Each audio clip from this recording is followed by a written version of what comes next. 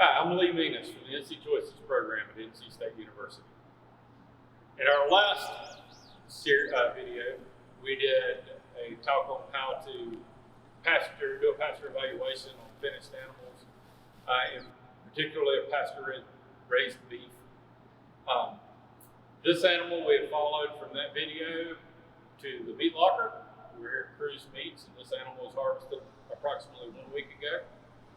This animal is a Hereford Angus cross steer that was raised on a fescue mix pasture, pretty basic for the Piedmont of North Carolina, and also supplemented with a little bit of grain. I think it's maxed out, probably ranged between 5 and 8 pounds of grain per day. As you can see, this animal has a decent finish on it. Notice the uniformity of the fat covering throughout the carcass, here across the shoulders, as we talked about in the video. Looking at the blending from the shoulders and having enough fat that it goes in and the ribs are not visible. So you can see this good coverage. As we go up on the carcass, you can see the flank area having a good amount of fat coverage. And then moving in across the hips. Some of it's been taken off during the skinning process, but you can tell there's a good covering of fat covering the hip areas. And then here along the loins is especially important, so that during the dry aging process, this nice covering of fat will actually protect the meat from drying out too much during that process. As I turn the animal around here,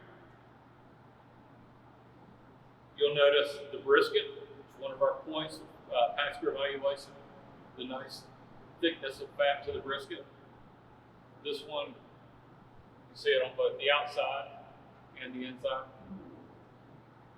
One other thing you'll notice is the good amount of interior fat deposited on this animal without being too much fat. We've got a good solid base of kidney fat on this animal and a nice covering of fat on the inside of the animal too. Once again, this is really important to have these good coverages of fat on the animal for the dry aging process. But once you dry age, this animal will be sitting here in the cooler losing moisture, and without this fat cap, if it's too lean, that animal will actually lose more moisture and you'll end up with more trim loss during the processing process. This animal was approximately 600 pounds in February. We did not get an accurate live weight on it. We estimated it to be just shy of 1,000 pounds live weight on the hoof, and it dressed at 502 pounds. This is a little bit smaller than our conventional counterparts that may dress in the 800 to 900 pound range for a heavily fed calf. But you can see that depending on the frame size of this one, was probably smaller than a lot of your larger frame cattle, and therefore just had a lighter hanging weight, but still had appropriate finish on it.